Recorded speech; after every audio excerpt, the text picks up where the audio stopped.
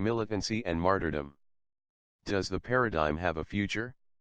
One of the key features of the guerrilla insurgency in Punjab, in structural terms, was its diffuse and decentralized quality. Although there was an early attempt to organize the entire community under the leadership of a council of 5, the Panthik Committee, factionalization was rife from the beginning, and several different Panthik committees at various times have claimed to speak for the Khalistani Sikh Panth. There have been at least 5 major guerrilla forces, which split up, joined back together, and split up again regularly. Even at snapshot moments in time when a logical command structure could be pointed out, small groups of individuals had considerable autonomy in deciding on and carrying out missions. This lack of disciplined organization is alternately praised as indicative of the essentially democratic nature of the Panth, or condemned as militarily inefficient. What is clear is that the passionate quality of Sikh martyrdom, as described above, is often at odds with military strategy in the strict sense to the word. The incongruity between effective militancy philosophy and rhetoric martyrdom is increasingly brought to the fore in Khalistani Sikh movement, facing the undeniability to the ebbing of insurgent power in Punjab, are taking a particularly urgent tone. The atomistic quality of Sikh militancy over the past 10 to 15 years, was probably responsible for the attraction it provided to young men in particular, for whom the heady experience of holding a gun, was coupled with almost unbounded freedom to decide what to do with it. It is also clear that, religious ideals aside, substantial atrocities were committed by these undisciplined groups of youths, some of whom took advantage of the militancy to carry out personal vendettas or to commit crimes, and others who probably simply didn't understand what the insurgency was actually all about. There were, for example, many communal killings, directed against the Hindu population of Punjab, although Khalistani leaders have always been firm on the point, that they are not against Hindus per se, but against the government of India and its representatives. Bombs went off in crowded Hindu neighborhoods, women and children were massacred on buses. The predominantly young men involved in these actions, were rarely disciplined by higher-ups in the militant organizations, and if reprimanded, they could always turn to one of the other guerrilla units. The major human rights organizations have all criticized the abuses carried out by militant groups, at the same time as they criticized the violations carried out by the state. Though the Khalistani militancy never lacked for recruits, it did admit practically anyone who wanted to fight. In this lack of discrimination, it risked what in fact happened, the crumbling of the movement from within, as well as its repression from without. Many villagers eventually became disillusioned with the militants, as well as tired of suffering at the hands of police. Where do the heroic aspects of martyrdom, as described above, fit into this less than romantic picture of the Khalistani insurgency? It would be a mistake, I believe, to discount the former because of the depredations of the latter, as tends to happen in most accounts of Sikh militancy. The tendency to view the philosophy of martyrdom as a sort of secondary or after-the-fact justification for violence, is particularly unhelpful, its skeptical attitude towards Sikh religious commitment being more a function of secular Western ethnocentrism, than a facet of Khalistani reality. Though the infiltration of the Khalistani guerrilla forces by people totally uninterested in faith is undoubted, the backbone of the movement remained, and remains today, a core of spiritually dedicated individuals. Rather than using the gap between the ideal of martyrdom, and the reality of less than perfect guerrilla fighters to point to the lack of applicability of ideals, I see the Sikh conceptualization of martyrdom, as itself leaving the door open to the kind of military free-for-all, that has characterized phases of the Khalistan movement. People who see themselves as primarily attuned to Guru, as described above, clearly do best in situations in which individual motivation is called for, and less well in situations in which that primary connection has to be constrained by organizational priorities. This gives the movement a certain resiliency, but also leaves it open to abuses. Furthermore, the passionate commitment of individual fighters to Khalistan, to Sikhism, and to each other, is the foundation of, but can also seriously hamper, strategic military and political efforts. The lack of centralization in the Khalistan movement has a strong historical foundation, however, and leaders are hesitant to tamper with it. When Guru Gobind Singh, the 10th and last Guru, asked for volunteers who would be willing to give their heads for the faith, 5 men stood up, forming the basis for the initial Khalsa siblinghood. After their initiation by Amrit, Gobind Singh asked the 5, henceforward called 5 beloved ones, to in turn initiate him into the Khalsa order. This gesture radically decentered the Sikh community, vesting the power even to initiate a guru with 5 ordinary people. Any 5 Sikhs who come together can in fact still be called 5 beloved ones, and can make decisions as representatives of the panth. The spirit of the entire community is thus condensed primarily in face-to-face groups, which both encourages personal involvement, and disperses authority dramatically. When this localization of decision-making is combined with a martyrological tradition emphasizing dying for truth and love, concepts which are open to a fair amount of individual interpretation, the result can be chaotic. Who is, or is not a true Sikh, is in fact highly contested in the militant milieu.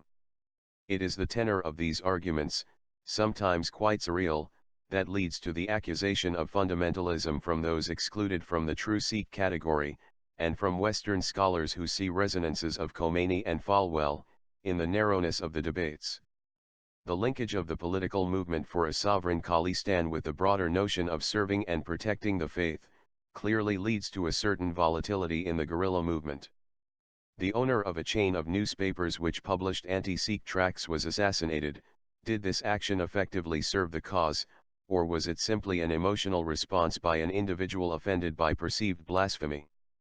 The same ambiguity surrounds many other acts of violence committed by militants over the past 10 to 15 years of insurgency. The sincerity of the response, and the courage exhibited in carrying them out were applauded, but it was often less clear what the practical results were. While most militant Sikhs defend the varied actions of Khalistani militants as all part and parcel of the general struggle, as indicative of the flexibility and breadth of the movement, there is an increasingly vocal group calling for a more tightly disciplined approach. Particularly in the current climate, in which at least surface quiet in Punjab makes talk of mass uprisings seem rhetorical at best, a strategy of investing a smaller group of militants with the symbolic power of the whole population, seems a likely response, and one which is shared with similar movements in other parts of the world. The smaller spearhead group would then focus on international pressure, and on key persuasive events, rather than encouraging the kind of deeply personal responses and encounters that have thus far flourished. If events do develop in this direction, it will be interesting to see how the traditional conception of the saint soldier, always ready to fight and die for his faith, evolves. One Sikh leader, after a particularly motivational speech, had several young people rush up afterwards, saying they wanted to die. He had to use all his powers of persuasion, to convince them that they could best be of service in some other capacity than as martyrs. In this context, the classic paradigm of an organized, strategic group affecting events through carefully planned actions, what could be called the professional model, is at odds with the Sikh tradition of militancy, a populist one based on the idea of the citizen as saint, citizen as soldier. When you celebrate a tradition in which the true Sikh is the Sikh who fights, how do you justify restricting fighting to a narrower group than the entire population? Given the continuing unwillingness of the Indian government to come clean on what actually happened during Operation Blue Star, on its complicity in the anti-Sikh pogroms following the Gandhi assassination, and on the human rights abuses going on in Punjab still, the bold figure of the Amrit-Hari Sikh who will go to his death but will not be silenced, remains an important symbol for people whose concerns and humanity seem to have been dismissed by the state of which they form a part. That these militants have also committed acts of terror and violence, seems to their supporters less atrocious, not only because of the cause on whose behalf the acts were carried out, but also because of the forthrightness with which the militants accept the necessity for such violence, as part of the war they are fighting. What for one side is war, for the other side is crime, and it is this discrepancy that provokes amplifying messages of revolutionary violence on one side, and draconian punishment on the other. Whatever concessions are made to professional strategy on the part of Khalistani militants, the figure of the passionate martyr as the ultimate symbol of legitimate Sikh struggle, is sure to persist. It is, I suggest, enhanced by each government attempt to minimize Sikh suffering, to criminalize Sikh heroes, and to sweep the last decade or two under the rug as if nothing had happened. Scholars in arenas of violent conflict obviously face many methodological and ethical challenges.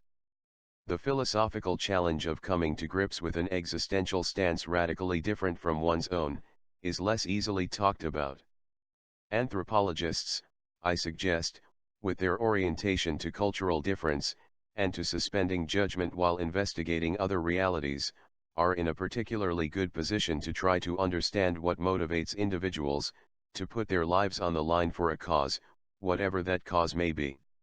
Refraining from false exoticization of such people, while recognizing the very different perspectives on life and death they hold, is the task facing us, as we attempt to build a bridge between the other, the martyr, and ourselves. And crossing back and forth on that bridge as we engage in our job of translating across cultural divides without abandoning our own values, without condoning assassins and bombers, is a hefty challenge indeed. Martyrdom is often a tactic of the weak, who have to expect many deaths in confrontation with the powerful, and therefore find a way to make these meaningful. That Sikhs, as a small minority in a small corner of a large and overpopulated subcontinent, have developed a philosophically sophisticated tradition of martyrdom, is therefore not surprising.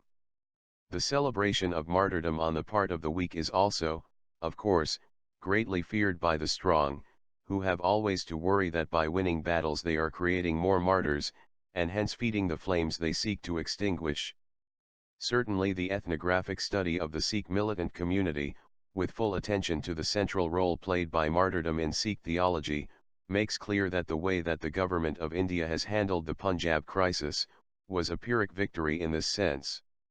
It has crushed the Sikh militant movement by force, but there is little doubt that the seeds sown in this effort will sooner or later bear fruit, in one form or another.